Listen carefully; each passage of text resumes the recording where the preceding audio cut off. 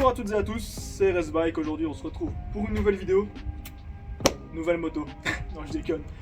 Aujourd'hui nouvelle vidéo modification de cette R7 pour le copain Dylan qui tient la caméra. Bis. Merci à toi. Dans cette vidéo modification de sa moto. On va la rentrer direct dans le garage. C'est parti.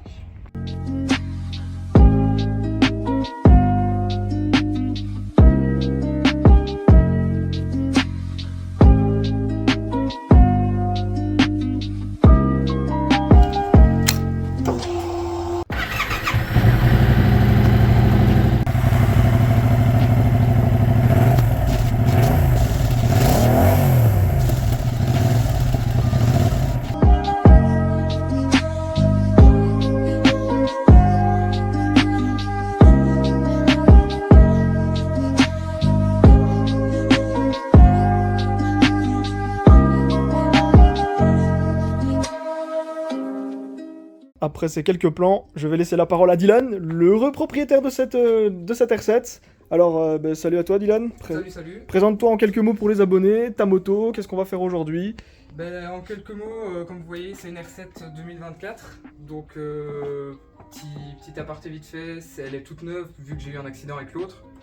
Donc voilà, toute neuve. Donc aujourd'hui, on va quand même modifier pas mal de choses, à savoir tout ce qui est rétro, ligne, clignotant, support de plaque court pour la rendre un peu plus agressive. Et ma foi, voilà. On va faire tout ça dans cette vidéo, il y a pas mal de pièces à monter. On va vous présenter tout ça, c'est parti.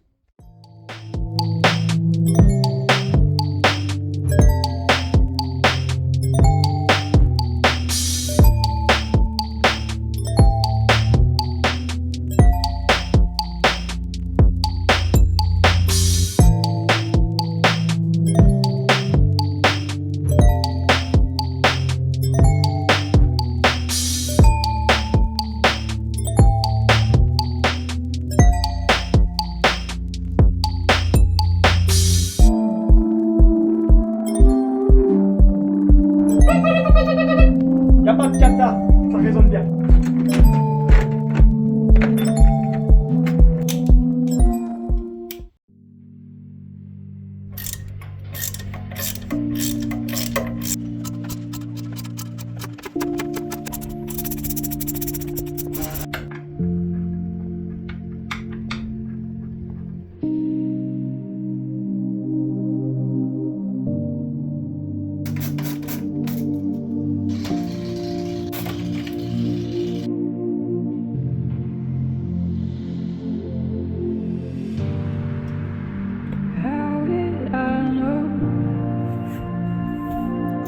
Tu te fais de la place pour bosser.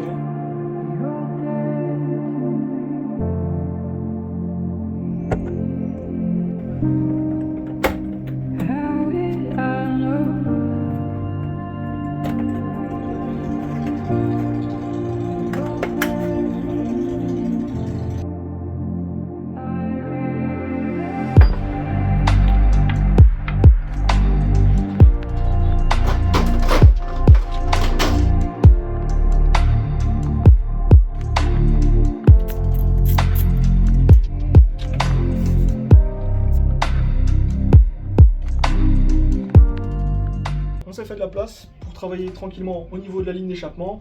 J'ai déjà défait les 4 écrous au niveau de la sortie d'échappement qui sont sur les goujons. Il ne nous restera plus qu'à retirer les vis qui sont ici derrière au niveau des cylindres blocs, retirer la sonde lambda, déposer la ligne tranquillement. On va d'abord démonter la sonde lambda. Pour ça, c'est une clé de 17. Normalement, c'est serré au couple, mais il faut quand même y aller. Voilà, on l'a défait.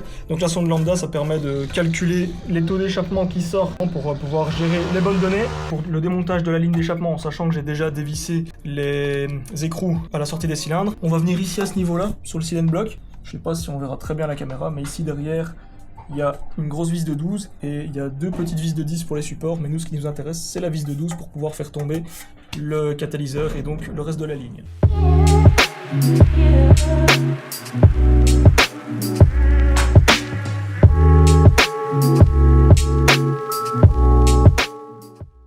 Ok, comme vous l'aurez remarqué, j'ai rajouté un cric pour éviter que la ligne d'échappement ne se pète la gueule toute seule, étant donné que mon acolyte tient la caméra.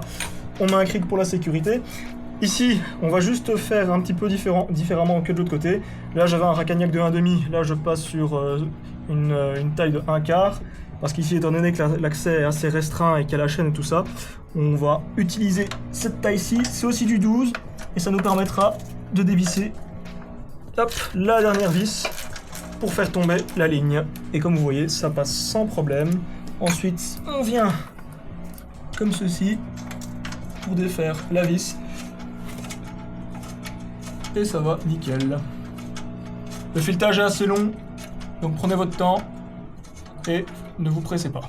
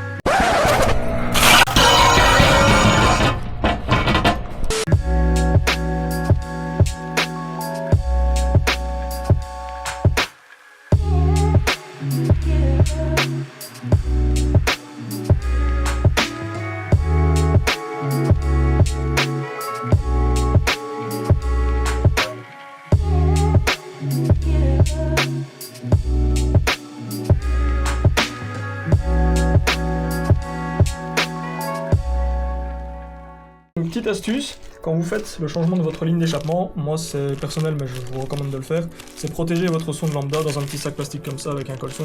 Comme ça au cas où vous venez taper avec un outil ou quoi, au moins vous êtes sûr de ne pas abîmer la sonde. Parce que finalement c'est un capteur, hein, bon, ça envoie des valeurs à l'ECU. Protégez-la, ça coûte pas grand chose, faites-le. Au moins on est sûr qu'il n'y ait rien.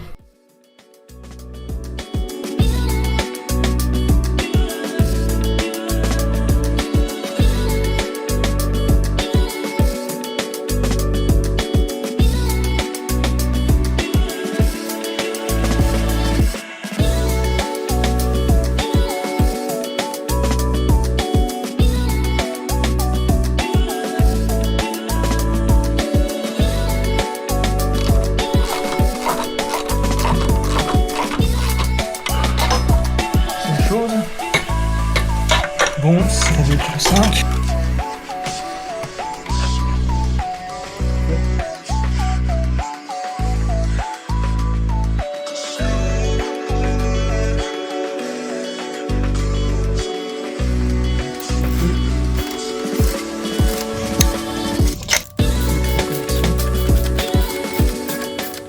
Alors, on va juste faire un petit truc. Étant donné que la sonde ici, bon, c'est 2 fils qui sont du coup reliés au capteur, et qu'il faut venir la visser à ce niveau-là, on va d'abord venir démonter ici les 3 vis pour retirer le cache, ensuite déconnecter la sonde lambda, et ensuite visser ici sans la connexion et reconnecter à la fin, comme ça on aura quelque chose de propre et de bien clean. Bon là normalement il y a du frein filé sur sa vis là, c'est un peu plus compliqué à enlever, mais ça le fait. Donc déconnectez bien votre sonde lambda. Ici je vais aller rechercher de quoi couper le colson. Donc, on va faire ça propre, on va venir couper, on l'enlève. Il y a un chemin de câble, en dessous il y a une espèce de petite goulotte. Voilà, avec le câble le capteur de pression d'huile qui est relié. Et ici aussi, si tu veux tu peux filmer, je sais pas si on verra là. Il y a également un petit capteur, un petit passe-câble. Hop, celui-là. On le bouge, on le décale, et on a la sonde lambda après en main. Voilà. Donc ça c'est la sonde lambda. Donc ici l'idée est tout simplement, c'est de venir la remettre ici comme ceci, pour ne pas venir croquer les fils, les torsader. Comme ça on a le connecteur en main. On peut être libre à ce niveau-là. Vous voyez, là, le connecteur il tourne. Donc là ça veut dire qu'on est en train de visser quelque part forcément. Et c'est pour pas venir torsader les câbles. Voilà. On vient ici, la visser à stock, ça devrait plus s'en aller. Et après, bah, tout simplement, on refait le même chemin, mais dans le sens inverse. C'est tout con, c'est tout bête. Donc là, il se peut du coup que vous ayez un peu plus de mou au niveau du câble, de la sonde lambda, c'est tout à fait logique. Et vous voyez, comme ça, là, on a quelque chose de propre qui arrive et qui remonte directement à ce niveau-là. Là, on va mettre du colson. On va remettre la connexion comme ceci. Il y a un détrompage. Donc, vous voyez, il y a 4 bornes et il y a un détrompeur. On ne peut pas se tromper. Voilà. Là, c'est bon. Et on vient refixer le tout. Voilà, et là, on a un montage propre. On met un petit colson ici pour verrouiller le tout. Tac.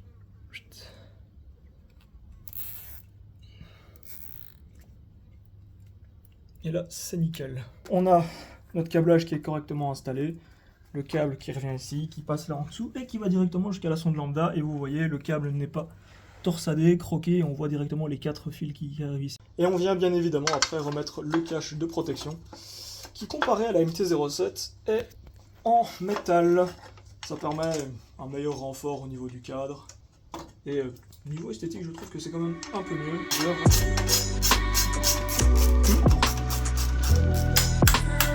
Et voilà. Donc là, le montage de la ligne est terminé. Ça a une gueule, ça a une plus belle gueule que l'origine, c'est mieux. Et aussi, n'oubliez pas, chose que je n'ai pas précisé. Donc cette petite pièce-là, donc ce sont les supports ainsi que les CN blocs pour la ligne d'origine. Pensez à bien retirer les deux. Déjà, niveau esthétique, c'est un peu mieux. Ça ajoute un peu de légèreté, forcément. Et au moins, en dessous du cadre, ça fait quand même un peu plus beau, si tu veux, tu peux filmer. Ça fait déjà quand même beaucoup plus beau et ça fait des pièces en moins, tout simplement. Ça dégage et tout ce qui n'est plus... Tout ce qui ne sert plus, on l'enlève.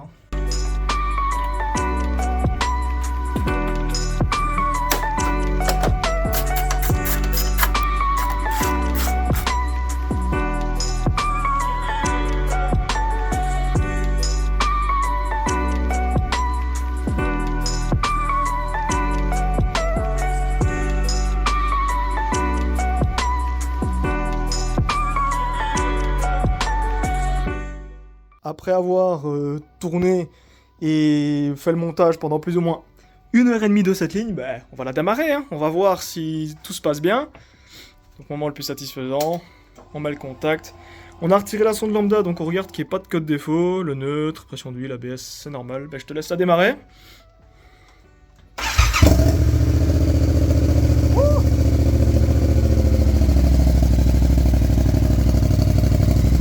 Le retour!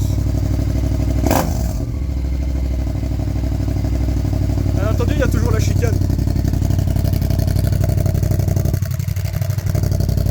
C'est un bordel, hein. Ok, donc on a fait le test, pas de défaut. On l'a laissé chauffer un petit peu. Vraiment, pas de problème. On n'a pas mis blindé de coup d'axel, on est dans le garage quand même. Mais voilà, résultat concluant, satisfaisant. Je pense que le client est satisfait du son. Ça fait trop plaisir. Et voilà, donc montage dans les règles de l'art. Vraiment impeccable. Bon, perso, de mon point de vue, je suis pas trop fanat du design. Moi, je préfère quelque chose qui vient s'allonger pour prolonger la sportivité de la moto. Mais après, voilà, chacun ses goûts. On peut aussi monter ça sur la MT-07. Mais voilà, ça passe bien. Je vais pas dire que c'est moche, mais c'est pas ma tasse de thé. Après, voilà, les goûts, les couleurs. Après, il faut savoir qu'il y a la même qu'on peut avoir avec qui remonte du coup. Ouais, c'est ici. Mais moi, je préfère plus. Déjà sur l'autre, je l'avais de cette forme-là, donc j'ai repris la même. Ouais. Faut savoir que tu avais déjà ta configuration déjà en tête. Cette ligne-là. Hein. Ouais. Ok, enfin voilà. Bon, pour le support de plaque, on va commencer par démonter le capot de selle, les deux vis ici, qui sont assez dures. Pas le système le plus intelligent du monde. Hop, et l'autre côté. Ok. Avant de retirer le petit machin ici, le petit cache qui nous donnera accès aux vis de la selle, on va retirer ces vis ici. Si vous avez le capot de selle, et alors, hop là, remettez les vis au même endroit. Comme ça, vous ne les perdez pas.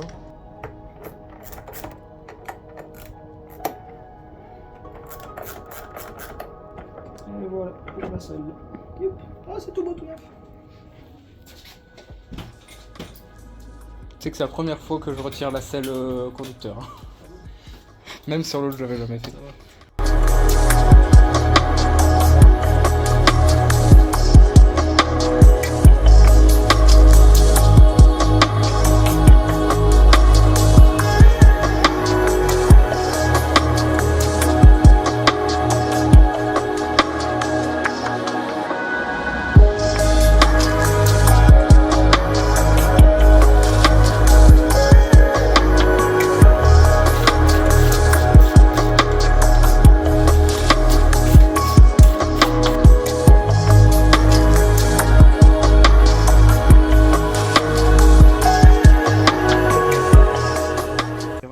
Donc là, tu as le câble pour ton frein arrière, enfin pour ton feu de frein arrière. Là, tu as ton ECU.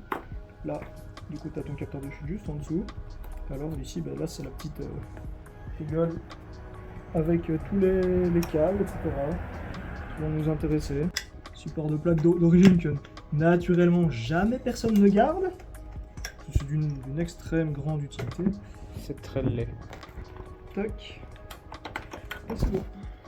Et le support de plaque, tout dégueu.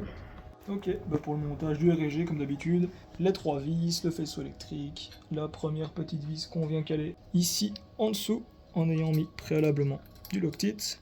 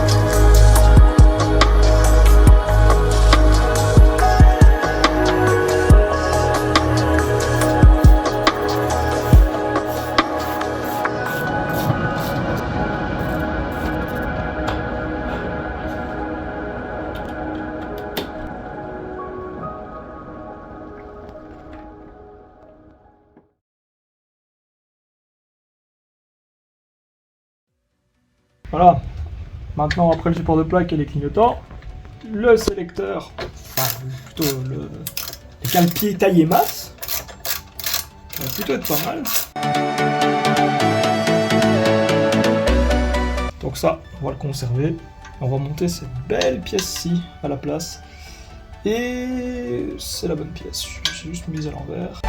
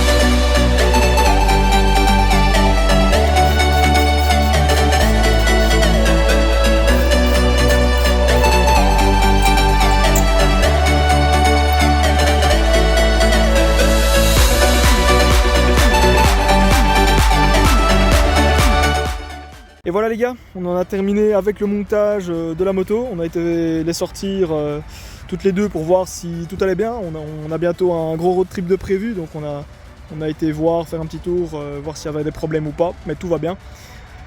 Donc après pas loin d'une demi-journée, on a monté les commandes reculées, la ligne, le support de plaque, les clignotants.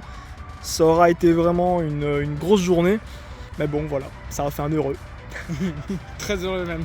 Ça aura fait un heureux. On va juste vous faire écouter le son. Chose qu'on n'a pas faite, c'est pour ça qu'on vient d'or. Donc la ligne Black Widow qui se présente ainsi avec un embout carbone. Bon, une petite canette mine de rien. Et voilà, allez, une ligne tout ce qu'il y a de plus classique. Mais voilà, pas de catalyseur, donc ça fait un boucan de malade. Ça reste encore raisonnable, plus ou moins. Vas-y, hein, fais ronronner.